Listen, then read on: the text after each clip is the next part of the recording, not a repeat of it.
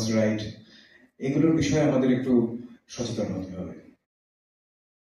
Musical and literary work is taken to a sound recording studio where it is the percussionist and all the sound recording that goes into a song.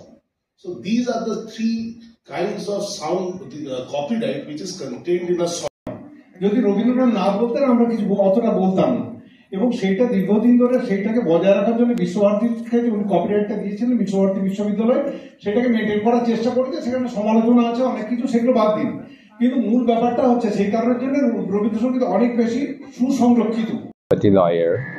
I'm very passionate with the subject, and this year I'm more emotional because it is the intellectual property protection for the music, and which has been promoted by WIPO this year. Today, 26th of April 2025, we are organizing a very special event on the World Intellectual Property Right.